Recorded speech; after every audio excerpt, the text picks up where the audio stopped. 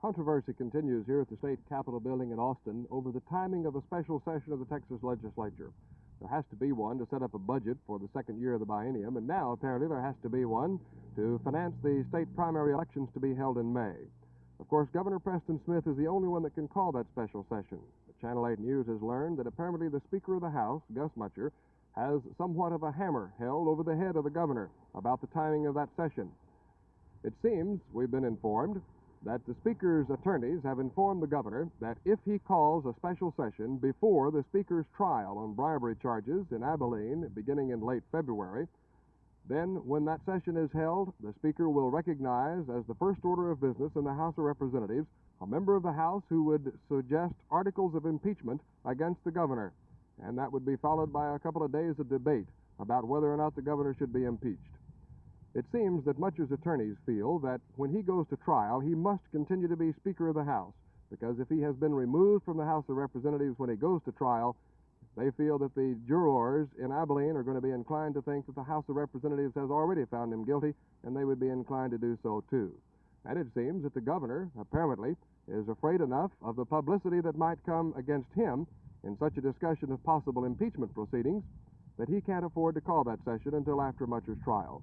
Therefore, he is talking about a date in April for that special session. But many people here feel that actually April is too late to really have an orderly election in May. This is Roger McDonald, Channel 8 News on the Move in Austin.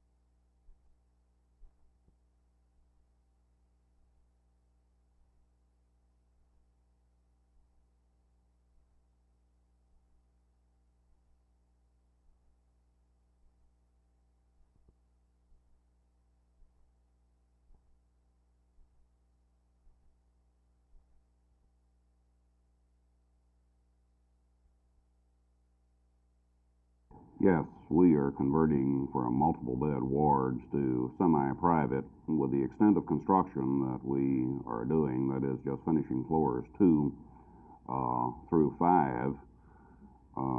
We will actually have 5 beds less, but believe it or not, we'll have greater occupancy. This is because with private and semi-private beds, you have a more flexible use of your space. In the old hospital, if we had a 15-bed male ward with 3 or 4 vacancies, vacant beds in it, and we had 4 female candidates for admission, we couldn't put them in there. So you actually won't be losing money, in effect, then? No, we should actually pick up as far as our census is concerned through this greater flexibility.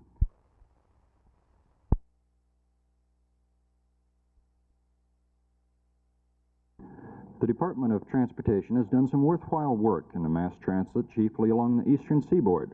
Now they have listening posts out here, too. Miss Uccello is the Director of Consumer Affairs for DOT, and she's spending her time now listening to what people are saying about transportation.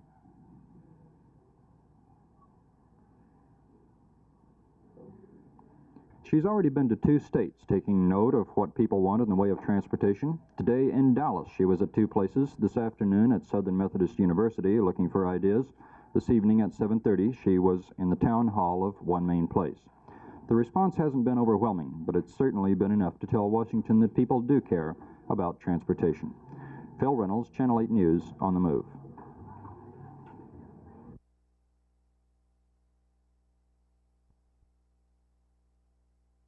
If I have to choose, I would say a failure. But the problem of the alliance is the problem that G.K. Chesterton once described of Christianity. It has never been tried, so there is no knowing whether it's a failure or not.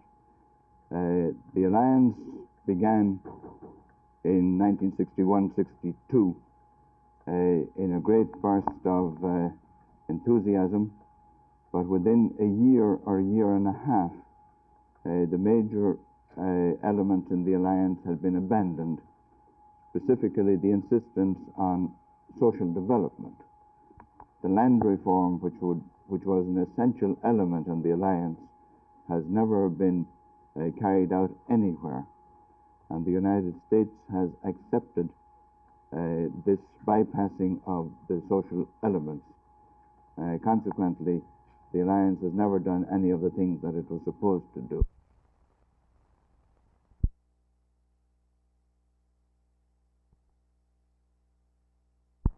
When you're discussing the size of the new regional airport, it's easy to say 17,000 acres.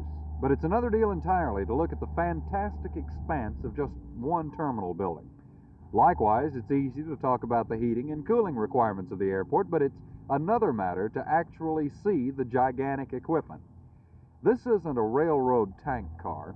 It's just one of the chilling units for the air conditioning system. There are 3 refrigeration machines, each containing a chiller, a condenser section, a compressor section, a steam turbine, and a steam condenser section. And all that's just one refrigeration machine. John B. May Company, mechanical contractor for the airport's central utilities plant, say these are the largest refrigeration machines anywhere in the world, putting out 25,500 tons of cold. Compare that with your home unit of about 3 tons. You think this is something? Wait until the heating machinery gets here. Each of the 3 boilers will weigh twice as much as this chiller. It seems that the only larger hot and cold broker is Mother Nature herself. For Channel 8 News on the Move, I'm Jay Lewis.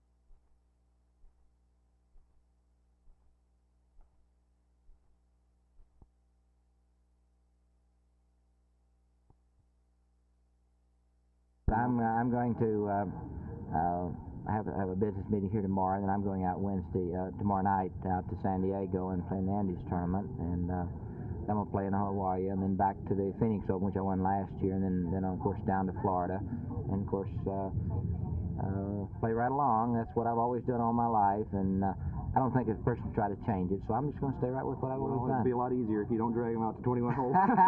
My gosh, I'll say, please, no more.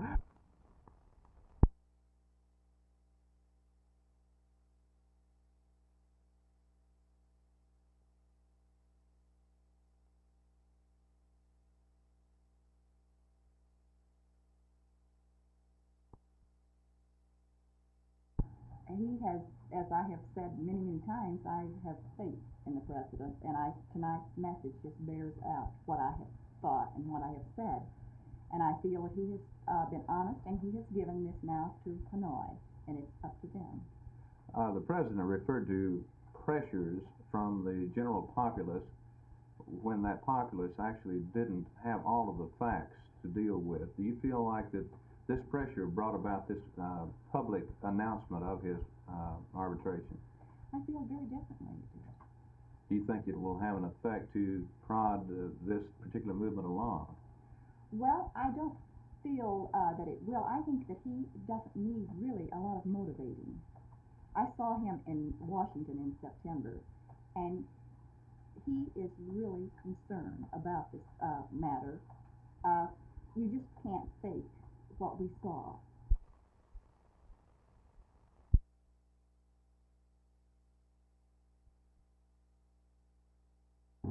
You couldn't hardly see Cecilia Middlebrooks' 9-room house from the road. The brush and grass was so overgrown, but it didn't really bother her or her 7 cats. You see, all the lady really wanted was to be left in peace. The 85-year-old house that the aging spinster had lived in most of her life had never been equipped with electricity, gas, or indoor plumbing. Cecile, as her friends called her, was warmed by 2 wood-burning fireplaces. A kerosene stove and lanterns were her food and light, an aged cistern for her water. We mentioned before that all she wanted to do was to be left in peace, but such was not the case. The once palatial home she lived in was now ramshackle, and it was called a haunted house. Her slight, gray-haired figure made her a witch. Cecilia Middlebrooks spent her last years fighting tormentors more than poor health, trespassers more than cold or hunger, and vandals more than old age. Her few friends tried to help, and Cecile had finally decided, after living in the old house for over 40 years, to move out the 1st of March. Her sister had lived with her all that time until she passed away 2 years ago. There was no one left. And it wasn't money that she wanted. She could have sold her 3 acres for nearly $350,000. All she wanted was to be left in peace. Now perhaps she'll rest there. Malcolm Landess for Channel 8 News, on the Move.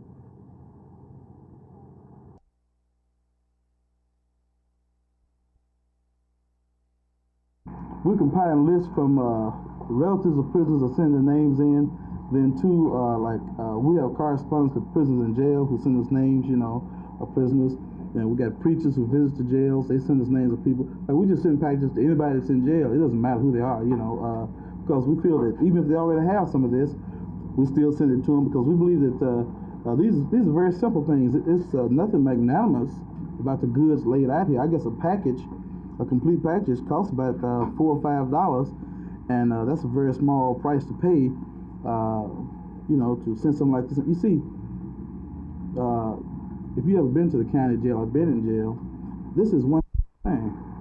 To have just some simple goods like this, is paramount to having a great deal of money out here in the free world.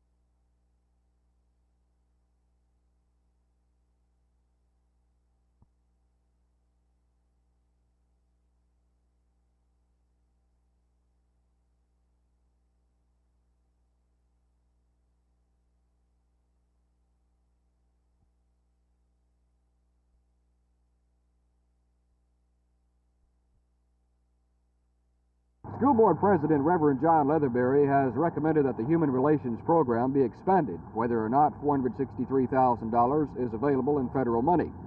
Currently, only 150 teachers can take the course at one time. There have been several hundred teachers volunteer to take the course. But there have been also some who say they want no part of the program, especially on a mandatory basis, as has been discussed by the school board. I asked the president-elect of the Fort Worth Classroom Teachers Association if maybe some students, especially in the minority groups, have gotten the impression that the teachers don't care about improving teacher-student relations. It is not a race issue. It's a person-to-person issue. Working with people of your own race and working with your students.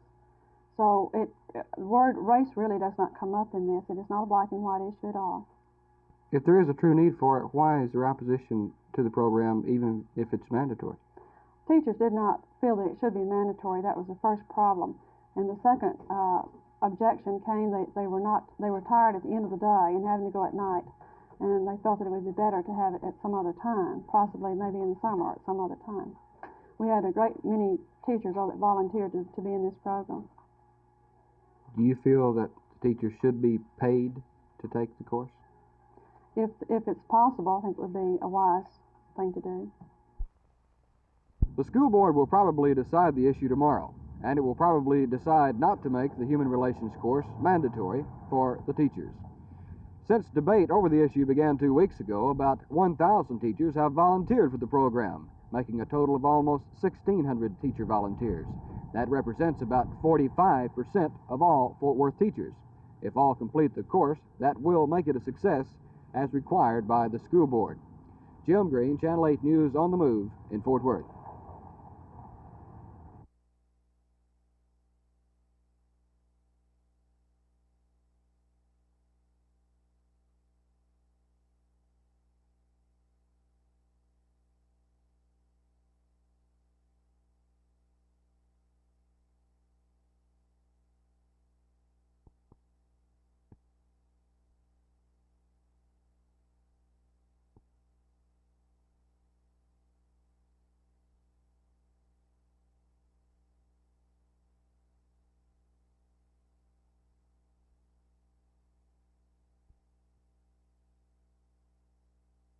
And I think this particular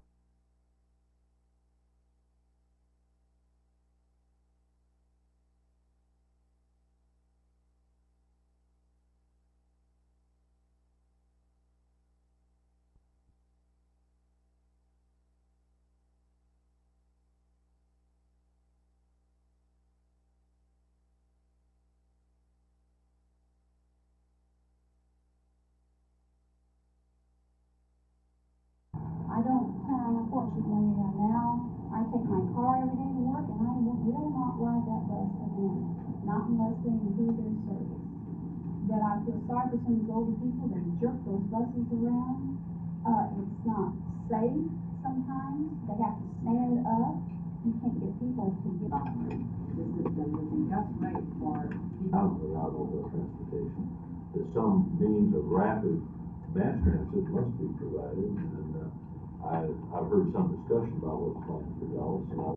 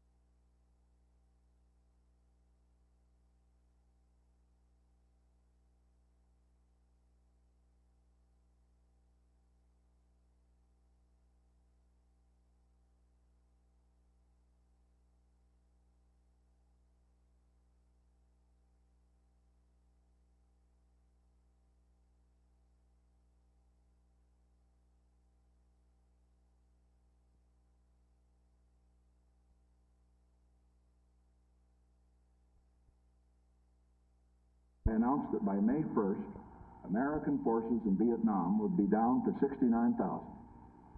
That means almost 500,000 Americans will have been brought home from Vietnam over the past 3 years. What it meant was training and equipping the South Vietnamese to defend themselves and steadily